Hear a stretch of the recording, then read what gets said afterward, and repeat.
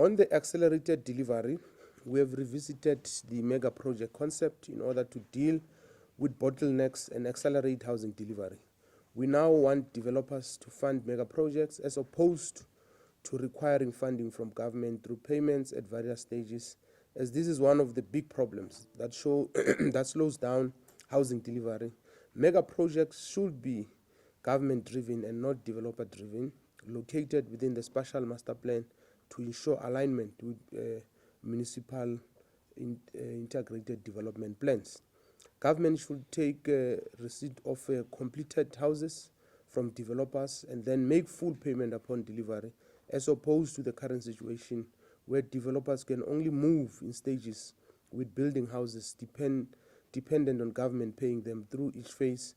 As part of the weekly project management meetings referred to earlier, senior managers and project managers are held accountable for progress on their projects.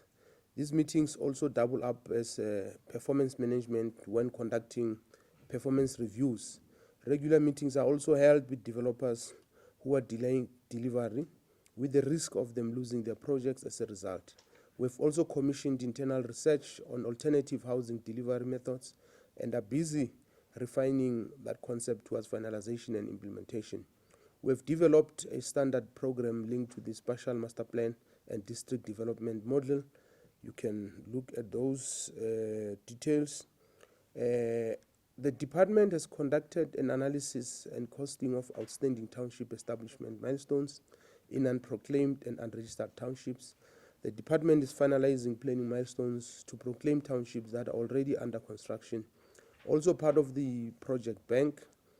And we are looking at the regularization policy on whether to regulate occupants that are not approved as yet.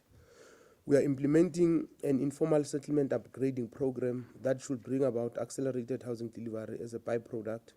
We are currently upgrading 39 informal settlements around the province with a budget of 694 million in this financial year.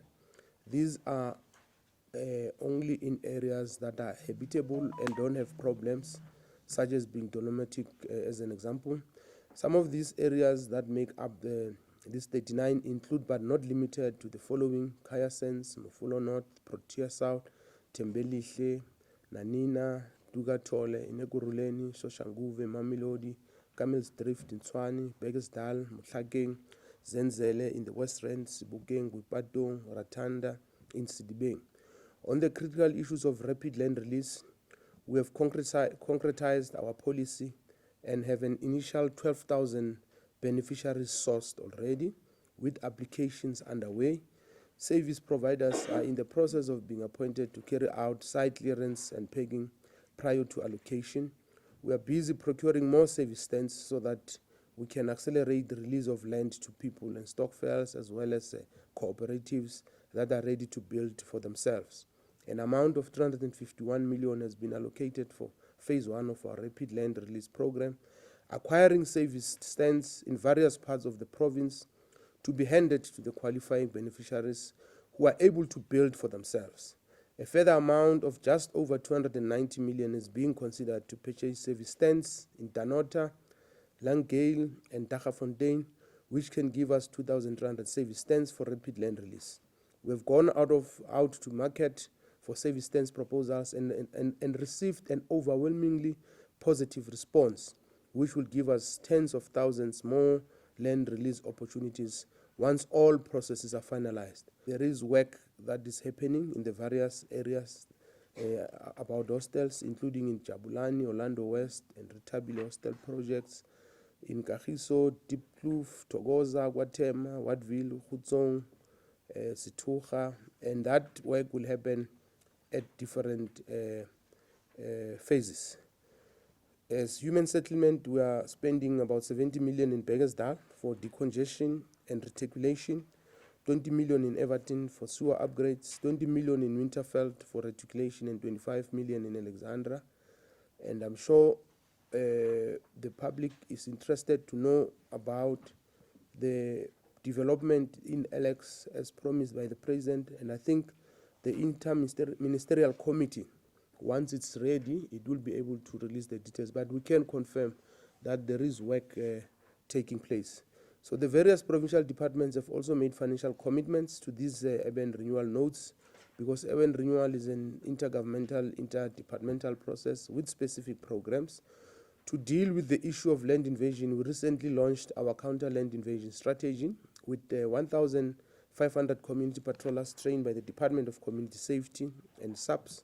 As members of the community, they are expected to carry out the following: contribute to a reduction in the incidence of land invasion in the province, contribute to the improvement of community-centered intelligence with respect to identification of individuals driving land invasion plans, and hand over the information to relevant authorities, serve as the eyes and ears of law enforcement agencies in all identified areas that are susceptible to land invasion, and contribute to community mobilization, which will discourage land invasion.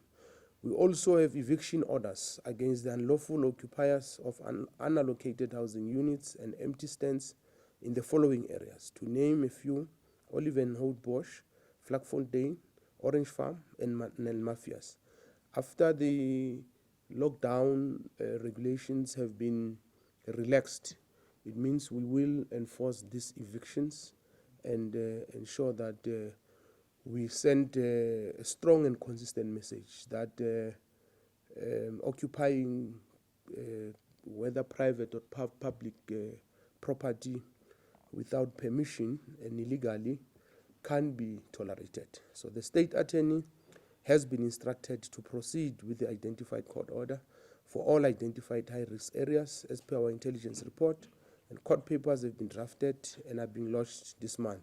Finally, because human settlement is a critical sector with many spin-offs that contribute to other sectors of the economy, it must play its role in our objective of economic transformation and inclusive growth. It is in this mind that we are excited that subcontracting for tenders from 30 million and above is to be made a mandatory requirement for the department. State procurement must identify opportunities to advance designated groups and apply pre-qualification criteria, with the law allowing us to ring-fence portions of our procurement spends for specific interest groups that have been historically disadvantaged and marginalized. Thank you very much.